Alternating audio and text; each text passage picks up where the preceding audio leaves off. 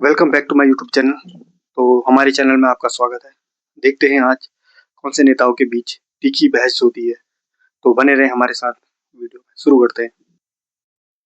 चलो भाई देखो। अच्छा, ये डर नहीं है, ये हाइपोथेटिकल एजेंडा है। कैसा? 17 करोड़ की कुल आबादी है इन 4 राज्यों की जो चुनाव में जा रहे हैं। इन 4 राज्यों की आबादी को खुश करने के लिए अगर हम 140 करोड़ लोग खुश हो रहे हैं तो उसमें किसको दिक्कत है? हाँ बेटा, अगर 17 करोड़ की आबादी को मान लीजिए हम लुभा ही रहे हैं 4 राज्यों के चुनाव के मद्देनजर, 5 राज्य मान लीजिए, पुडुचेरी को ही पकड़ लीजिए, उसके कारण अगर 140 भारतीय अगर खुश हो रहे हैं कि उनका डोमेस्टिक सिलेंडर नहीं बढ़ रहा है, पेट्रोल और डीजल के दाम नहीं बढ़ रहे हैं, सब्जियों के दाम नहीं बढ़ रहे हैं, तो उसमें किसके पेट में दर्द हो रहा है भाई? लगता है तुम उठा के ही मानोगे। सरकार की जब तक ताकत है, सरकार की जब तक हैसियत है, कुव्वत है, सरकार ने जिस तरह से फिजिकल मैनेजमेंट किया हुआ है, जब तक हमारा फॉरेन रिजर्व एक्सचेंज हाई है, जब तक हम कर सकते हैं हम करेंगे। सरकार होती किस लिए है? अपने घर में पैसे ले जाने के लिए होती है क्या? ये फंस गया सीएम। जब तक कर सकते हैं तब करेंगे। सुनील राजपूत, सरकार की तरफ से साफ शब्दों में कहा गया है। और आप जो डर फैलाने की कोशिश कर रहे हैं उस पर भी प्रधानमंत्री सवाल उठा रहे हैं कि विपक्षी ताकतों के जिस तरीके से बात करती है भारत को बदनाम करने के लिए, उसी तरीके से कांग्रेस पार्टी बात कर रही है। चुनावी भाषण है प्रधानमंत्री का। अभी बता दे भाई, प्रधानमंत्री स्वयं लोग। एक सवाल और जोड़ दीजिएगा कि यूपीए के साइड में कमर्शियल सिलेंडर 3 गुने महंगा क्यों हुआ? एक सवाल और जोड़ दीजिएगा। साहिल जी, प्रधानमंत्री मूल रूप से लोकतंत्र के विरोधी और लोकतंत्र के हत्यारे के रूप में बात कर रहे हैं। विपक्ष को चुप करना चाहते हैं, सवाल नहीं उठने देना चाहते हैं। राष्ट्र नीति के नाम पर जो अपना इन्होंने यूएस से कंप्रोमाइज कर लिया है, अपना इन लोगों ने जो यूएस के सामने सरेंडर कर दिया है, डोनाल्ड ट्रंप के सामने सरेंडर कर दिया है, उसको छुपाना चाहते हैं। क्या बात कर रहे हैं? इस क्या नाम युद्ध से पहले साहिल भाई, अगर वीडियो पसंद आए तो लाइक और शेयर कीजिएगा। अभी तो 95 रुपए में पहुंचा है। तो डॉलर जो 92 रुपए में पहुंचा है, जो 58 से, वो लगभग 61% एक महीना पहले ही हो गया था। तो आज तो सिर्फ 3% और बढ़ा है। आप हमको बताइए कि मनमोहन सिंह के समय की ये लोग बात करते हैं। मनमोहन सिंह के समय में जब अटल बिहारी वाजपेयी ने सत्ता छोड़ी थी, 45 रुपए डॉलर छोड़ा था, हम 58 तक ले गए, और इस ने 58 से लेकर 95 तक कर दिया, और युद्ध से पहले तक वो 92 रुपए था। तो आज की डेट में कौन महंगाई बढ़ा रहा है, कौन सरेंडर कर रहा है, कौन कंप्रोमाइज है, ये तो डॉलर की स्थिति से पता चल जाता है। नंबर 1 बात तो सही है। नंबर 2, आप आइए, पिछले 33 दिनों में हमारे पास 6 एलपीजी के वो आए, जहाज आए, जबकि रोज हमें 4 जहाज चाहिए। 2 एलपीजी के चाहिए, 1 एलएनजी का चाहिए, 1 पीएनजी का चाहिए। लगभग 132 जहाज की जगह पर हमारे पास आ रहे हैं मात्र 6 जहाज। ठीक है ना? और इसके अगेंस्ट में पाकिस्तान, जो ना पिद्दी का शोरबा, 30 जहाज आ चुके हैं उनके। ये हमारी विदेश नीति है। और आज की डेट में प्रधानमंत्री हमारे ऊपर आरोप लगा रहे। अरे प्रधानमंत्री के ऊपर तो हम आरोप लगाते हैं कि आप विदेशी एजेंट हैं।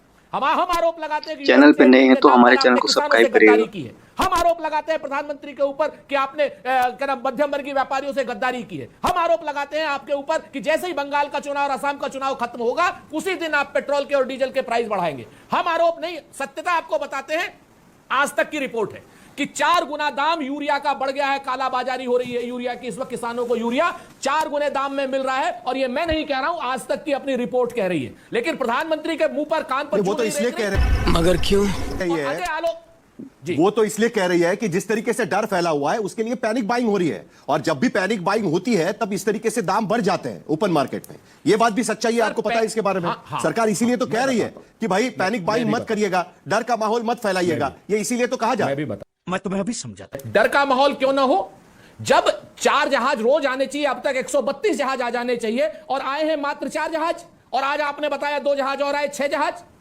आप बताइए आंशिक लॉकडाउन सूरत में लगा या नहीं लगा? आप ही की रिपोर्ट है। आप ही की रिपोर्ट है कि सूरत से मजदूर वापस जा रहे हैं, फैक्ट्रियां बंद हो रही हैं। आप ही की रिपोर्ट है कि दिल्ली से मजदूर घर वापस जा रहे हैं, दिल्ली का कारोबार बंद हो रहा है। आप ही की रिपोर्ट है कि 387 रुपए से ज्यादा कॉमर्शियल सिलेंडर क्या नाम बढ़ चुका है, और अभी भी कॉमर्शियल सिलेंडर मार्केट में उपलब्ध नहीं है। रेस्टोरेंट बंद हो रहे हैं, बच्चों के हॉस्टल्स बंद हो रहे हैं।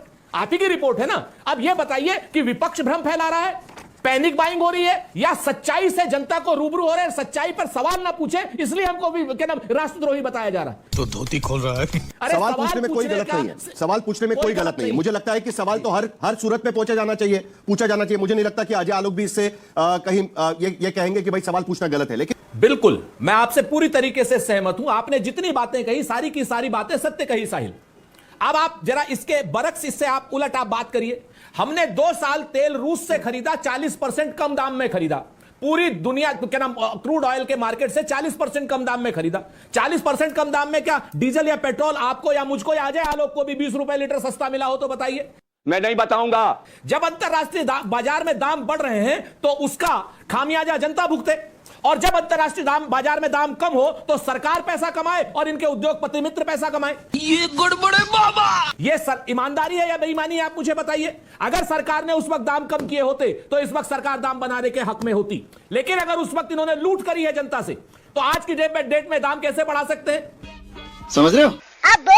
नंबर 1। नंबर 2, हमारे क्या नाम श्री लाल बहादुर शास्त्री थे, उन्होंने कहा था 1965 के वार में कि एक टाइम रोटी खाइए, क्योंकि वो स्वयं एक टाइम रोटी खाते थे। लेकिन आज की डेट में प्रधानमंत्री क्या कर रहे हैं? प्रधानमंत्री सारा काम 8,000 और 16,000 करोड़ के जहाज में बैठ करके 20,000 के सेंट्रल विस्टा प्रोजेक्ट में बात करके और मशरूम की रोटी या पता नहीं जो भी रोटियां खा करके आज की डेट में वो बात करेंगे कि नहीं कंजम्पशन कम कीजिए। शर्म है कुछ? ये बिक गई है गवर्नमेंट। किस पार्टी के प्रवक्ता ने जनता के सवालों के जवाब या आपके सवालों के जवाब जो आपको पसंद आए हमें कमेंट करके ज़रूर बताइएगा। और आप अगर चैनल पर नए हैं तो हमारे चैनल को सब्सक्राइब करिए, लाइक करिए, शेयर करिए। मिलते हैं अगली वीडियो में।